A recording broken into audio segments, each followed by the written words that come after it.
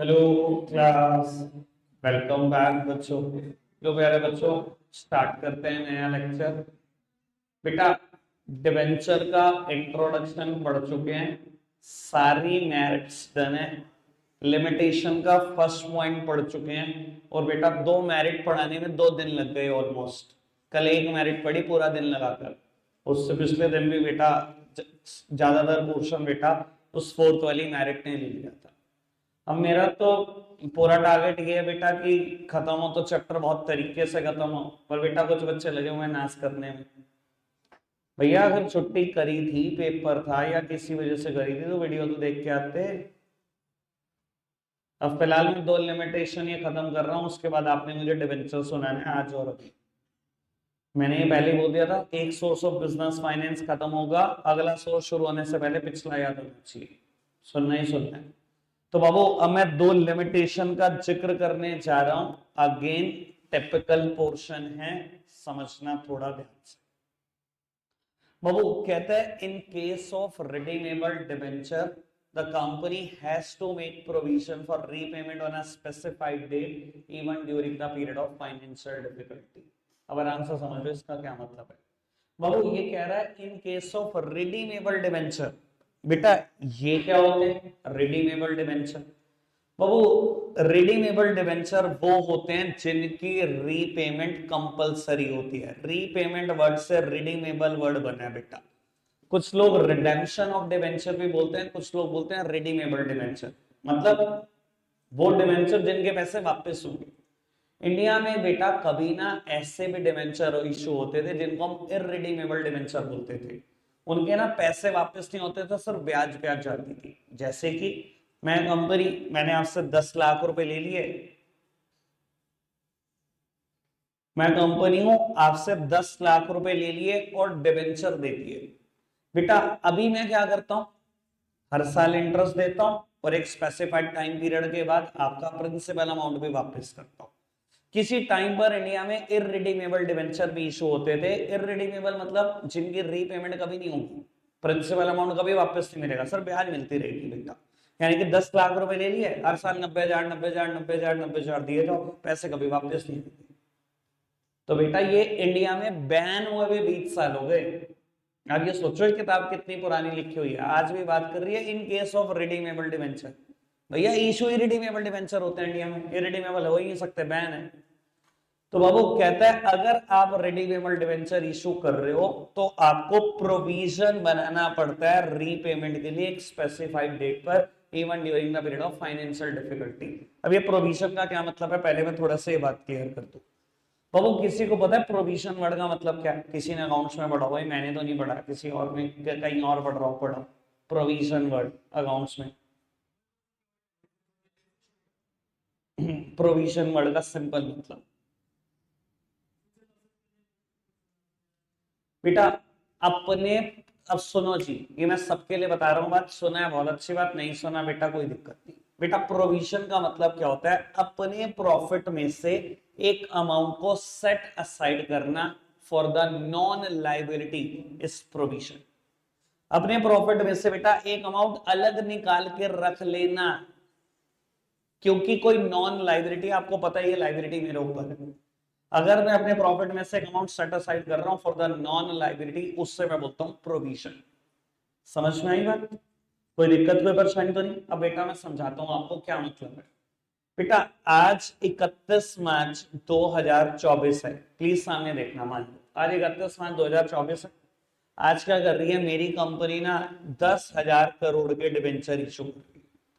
ठीक है, मार्केट में 10,000 करोड़ के डिबेंचर बेचेगी, 10,000 करोड़ रेस करेगी। और बेटा ये डिबेंचर से पैसे ले रहे हो आप 10 सालों के लिए, 10 साल के लिए। मेरी कंपनी बहुत अच्छे से जानती है कि जब इसकी मैच्योरिटी होगी 31 मार्च, लेट सपोज जो भी डेट आने वाली है 31 मार्च 2034 में, तो इकट्ठे 10,000 करोड़ उस साल में नहीं निकलेंगे। सब जानते हैं कि एक साल में 10,000 करोड़ निकालना महाभारत होता है। मान लो 10 साल के बाद पैसे वापस करने हैं, तो 10 साल कब बैठेंगे, 31 मार्च 2034 में। मेरी कंपनी को बहुत अच्छे से पता है 33-34 ऐसा फाइनेंशियल ईयर होगा जिसमें 10,000 करोड़ देने होंगे, लेकिन एक साल में हम इतना कभी भी नहीं कमाते। तो कंपनी ने क्या करा, मेरी कंपनी ने डिसाइड करा कि 10,000 करोड़ देने हैं और 10 साल के बाद देने हैं। हम क्या करेंगे, हर साल ना 1,000 करोड़ का प्रोविजन बनाएंगे। प्रोविजन बनाना मतलब हर साल अपने प्रॉफिट में से 1,000 करोड़ सेट असाइड करेंगे, एक अलग बैंक अकाउंट में रखना शुरू कर देंगे, उसे ही बोलते हैं प्रोविजन। ठीक है जी। अब वो पहले साल मेरी कंपनी को प्रॉफिट हुआ 1,500 करोड़ का 2025 में, चुपचाप से हमने 1,000 करोड़ साइड निकाले, चलो जी प्रोविजन मिल गया। बेटा अगले साल 2026 में मेरी कंपनी का प्रॉफिट हुआ 2,000 करोड़ का, 1,000 करोड़ साइड निकाले, बन गया प्रोविजन। बेटा उससे अगले साल मेरी कंपनी को प्रॉफिट हुआ 2,800 करोड़, 1,000 करोड़ निकाले, साइड कर दिए। बेटा चौथे साल कंपनी को कुछ खासा प्रॉफिट नहीं हुआ, 800 करोड़, निकाल लो 1,000 करोड़। यही सोचा है ना, हर साल 1,000 करोड़ निकाल लेंगे, सोचा तो यही है, निकल रहे हैं।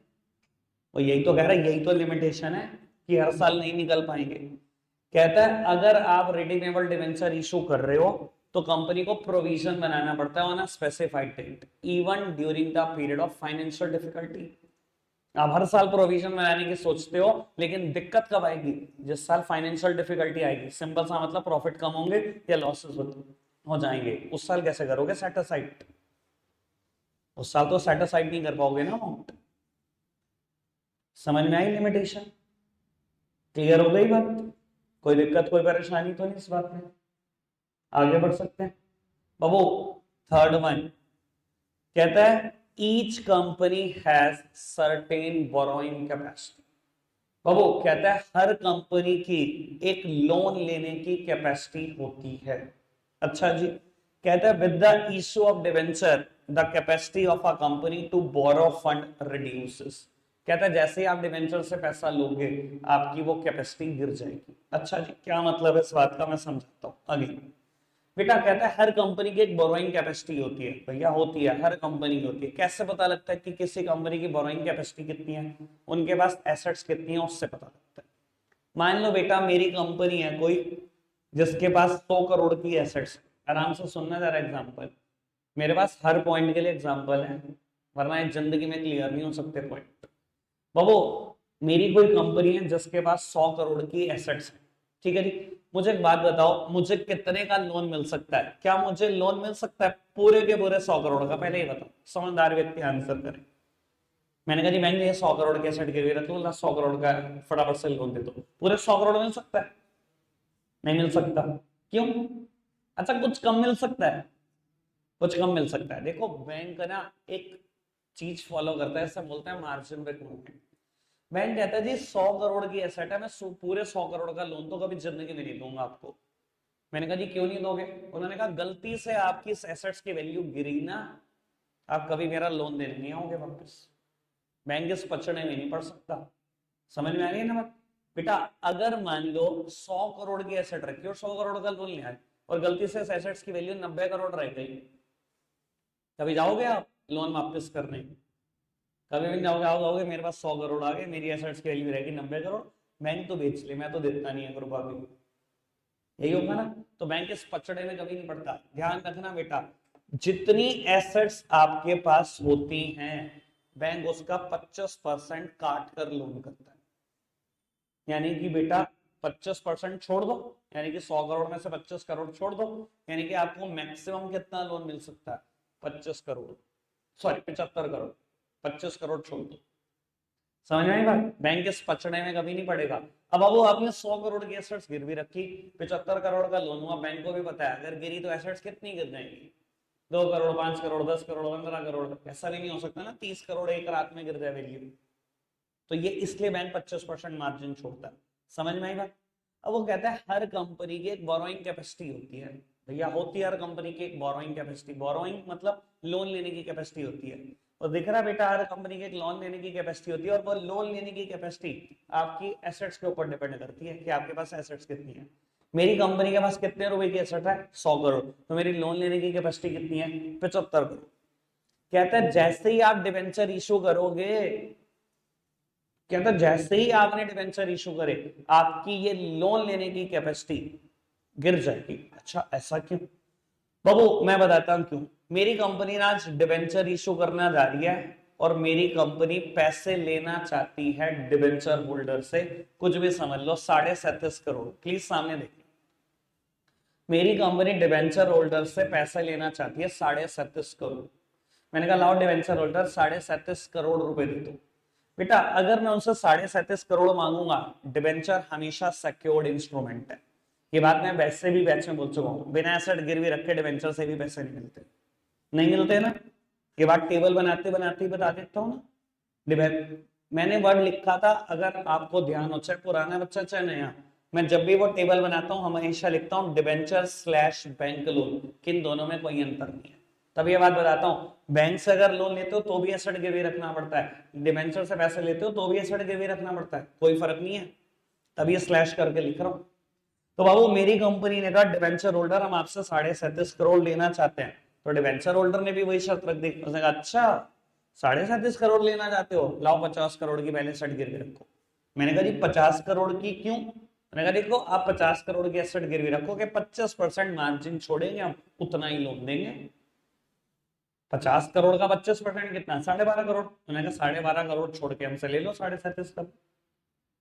तो मैंने 50 करोड़ की एसेट उनके फेवर में गिरवी रख दी और 37.5 करोड़ ली।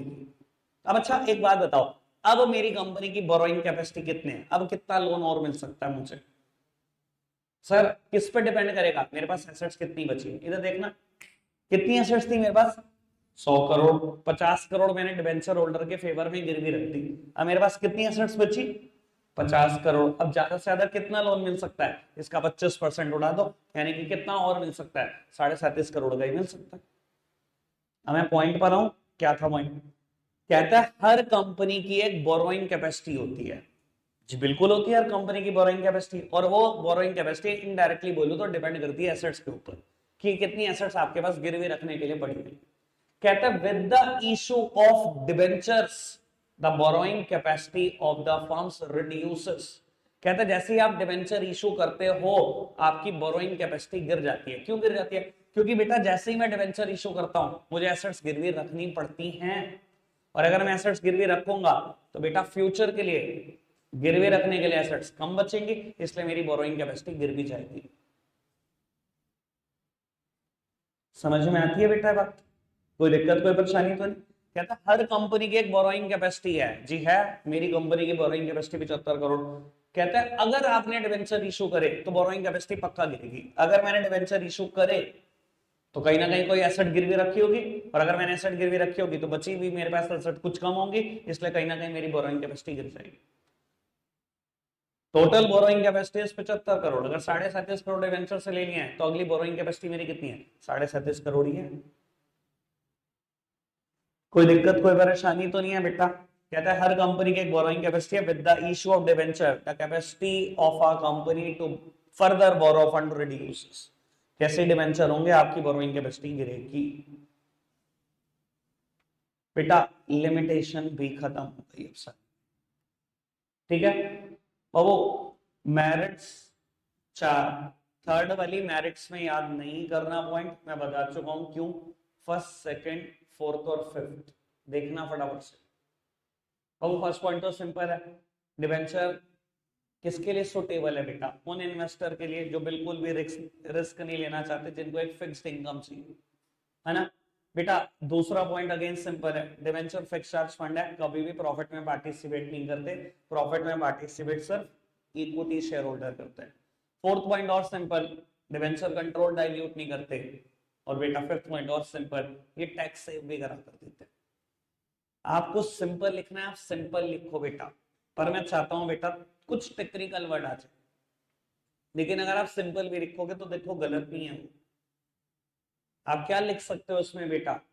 और वो मैंने लाइन तब भी बोली थी बेटा, अ कंपनी में afraid of take over would prefer debt over equity.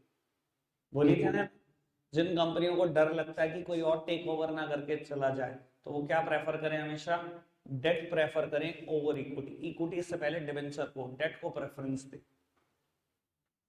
ठीक है ना बेटा? आप सिर्फ इतनी बात लिखना चाहते हो ना तो इतनी भी लिख सकते हो, debentures does not dilute the control of equity share holder on management. Debenture control dilute नहीं करते, सिंपल सा मतलब। फिफ्थ पॉइंट में आप ये लिख सकते हो बेटा, again interest on debenture is a tax deductible expense. जो इंटरेस्ट होता है डिबेंचर में वो टैक्स डिडक्टेबल एक्सपेंस है, मतलब टैक्स को डिडक्ट करता है, मतलब टैक्स सेविंग करता है। मैंने आपके लिए आसान आसान की बातें की, क्लियर है बात? फर्स्ट सेकंड फोर्थ और फिफ्थ। और लिमिटेशन में बेटा मैंने अभी दोनों क्लियर करी है, फर्स्ट भी देख लो बेटा, क्योंकि डिबेंचर फिक्स चार्ज फंड है बेटा, they put a permanent burden on the earning of the company. देखो आप सिर्फ अगर एक साल की सेल, एक साल के प्रॉफिट देख के डिबेंचर से पैसे ले रहे हो ना, सर आप बहुत गलत कर रहे हो। डिबेंचर परमानेंट बर्डन डालते हैं आपके ऊपर, और दिक्कत तब आएगी जब किसी भी कंपनी की अर्निंग, देखो जब तक अर्निंग ऐसे बढ़ रही है तो कोई दिक्कत नहीं, जैसे वो फ्लक्चुएट करेंगी उस साल ब्याज जब देना पड़ेगा ना और निकलेगा नहीं तो परेशानी आएगी। ठीक है जी, अभी आप एक काम करो, जितनी आसान भाषा ढूंढ सकते हो ढूंढ लो। जो मैंने बातें बताई मैंने तो सबसे आसान भाषा में बता दी, चारों मेरिट और तीनों लिमिटेशन फटाफट से याद रख। आज के लिए इतना ही है प्यारे बच्चों, बाय बाय।